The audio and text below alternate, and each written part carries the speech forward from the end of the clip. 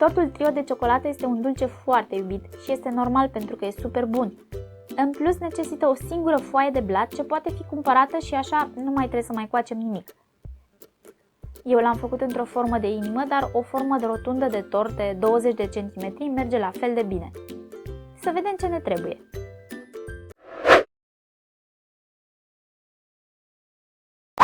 Pentru cele 3 creme: 150 de grame de ciocolată amăruie cu 45% cacao, 125 de grame ciocolată cu lapte, 100 de grame ciocolată albă, 3 porții de gelatină de 2, 3, respectiv 4 grame, 20 de grame lichior de portocale sau apă cu esență de portocale, 20 de grame de rom sau apă cu esență de rom, 20 de grame coniac sau apă simplă, o linguriță cu vârf răzătură portocală, un gălbenuș de ou, 500 de ml de frișcă naturală, 35% grăsime, rece, 50 de grame de zahăr pudră.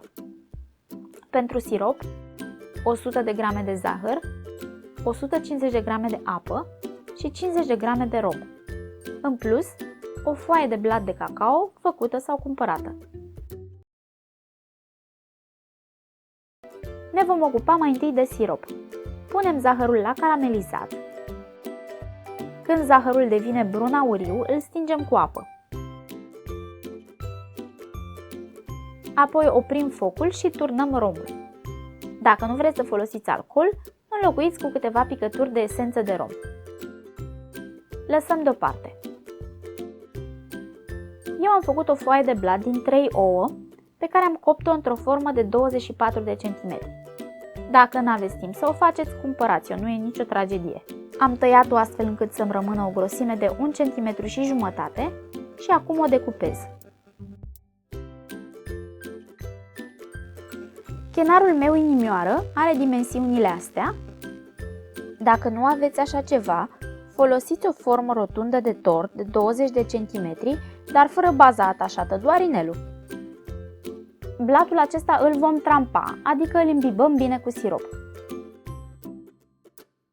Verificăm apăsându-l. Dacă mustește, e suficient însiropat. Acum vom bate frișca. Cum am mai vorbit și la alte rețete, frișca trebuie să fie foarte rece și cât mai grasă. Când vedem că începe să se înguroașe puțin și să capete volum, punem zahărul pudră și continuăm mixarea. De cum frișca s-a închegat și vedem că își ține forma dată de paletele mixerului, ne oprim. O păstrăm tot la frigider până când ne trebuie. Hidratăm gelatina cu puțină apă. În castronelele cu câte 3 și 4 grame vom pune 2 linguri de apă. Unde sunt 2 grame este suficientă o lingură. Ciocolata. Ca tortul să iasă bun, trebuie să fim atenți să cumpărăm ciocolată veritabilă și nu imitație. Imitația e vândută sub denumirea de tabletă sau covertură sau orice altă denumire, dar nu ciocolată. Iar în lista de ingrediente nu găsim untul de cacao, ci alte uleiuri vegetale. Așa că trebuie să fim atenți la ambalaj, să scrie pe el ciocolată și să aibă unt de cacao în compoziție. Începem cu musul de ciocolată amăruie. Topim ciocolata pe bain-marie sau la microunde la putere mică. În castronelul cu 2 grame de gelatină punem lichiorul de portocale sau apa cu esență, ce folosiți voi. Punem la microunde 10-20 de secunde cât să încălzim lichidul, dar să nu fiarbă. Dacă nu aveți microunde, încălziți întâi lichiorul pe foc și apoi îl adăugați la gelatină. Peste ciocolată voi pune acum gelatina cu lichior de portocale și intenționat nu îmi pun pe tot pentru că vreau să vă arăt ceva. Când ciocolata întâlnește cantități mici de lichid, se brânzește. E posibil să obțineți același rezultat și dacă puneți cantități mici de unt, spre exemplu, pentru că el conține o fracție de apă. Soluția pentru această problemă este mai mult lichid. Voi adăuga restul de lichior. Și coaja de portocală, că uitasem de ea. Și mixăm. Vedeți? Acum ciocolata se face cremă. dar pentru că e încă prea văscoasă, mai subțiez cu o lingură de apă. Consistența trebuie să fie cea pe care o vedeți la mine în bol, dar dacă nu este așa, mai puneți o lingură de apă.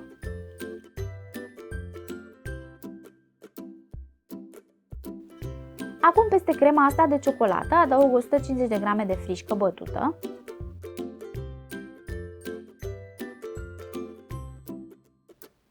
și amestec prin învăluire.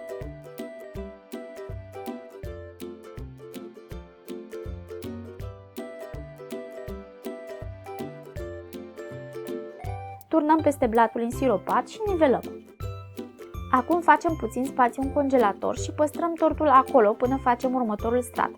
Trebuie să apuce să se întărească puțin ca să nu se amestece straturile.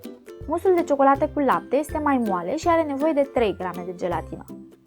Punem romul și încălzim iar 10-20 de secunde la microunde, dar fără a fierbe lichidul.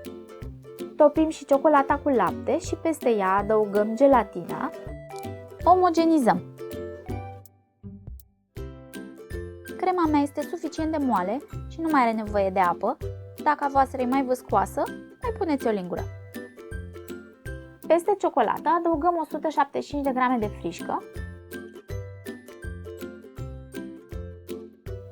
și amestecăm prin învăluire.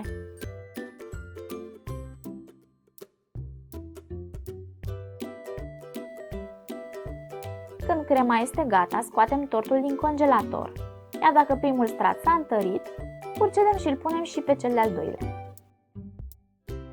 Nivelăm cât mai bine și dăm înapoi la congelator. Ultimul strat, cel de ciocolată albă, este cel mai moale și are nevoie de 4 grame de gelatină. Peste ea punem coniacul sau apa și procedăm la fel ca și cu celelalte două. Topim și ciocolata albă și o procopsim cu gelatina dizolvată. Acum o să fac ceva care probabil nu o să vă placă și anume o să pun aici un gălbenuș de ou crud. Puteți să-l puneți pe abur dacă nu vă place crud, dar e destul de dificil de lucrat cu o cantitate așa de mică. Din păcate este necesar acest pas pentru că ciocolata albă este foarte pretențioasă și când o amestecăm cu frișcă se întâmplă de multe ori să se taie. Gălbenușul împiedică asta. Punem restul de frișcă în ciocolată și amestecăm tot prin învăluire.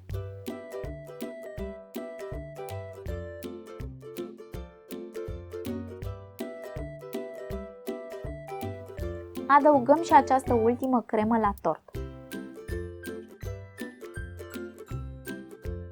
Nivelăm bine.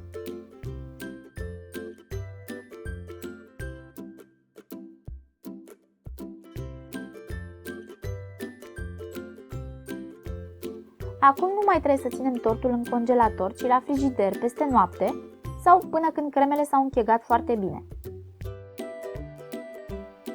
Ca să scoatem chenarul metalic, acesta trebuie încălzit cu răbdare pe toate părțile, cu mâinile sau, dacă nu, cu un prosopel înmuiat în apă fierbinte.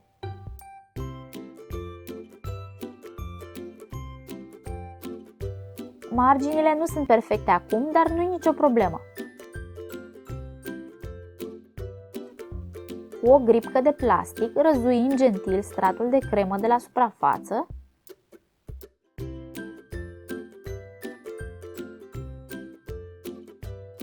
și așa ne ies niște margini perfecte. Decorul este după placul fiecăruia, eu am decorat simplu cu câteva petale și frunze de trandafir și un drajeu de zahăr. Să și gustăm!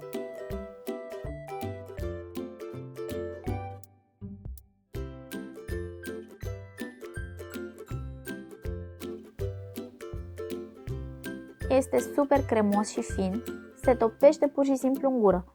Iar de gust, ce să mai spun, este yummy! Dragilor, trebuie să mai știți că tortul ține foarte bine la frigider, dar dacă trebuie să-l transportați undeva, spre exemplu, dublați cantitatea de gelatină din rețetă ca să nu aveți surprize pe drum. Nu uitați să-mi scrieți la comentarii întrebările și părerile voastre și să vă abonați ca să primiți toate rețetele Mihaelei. Pupici, dragii mei, numai bine!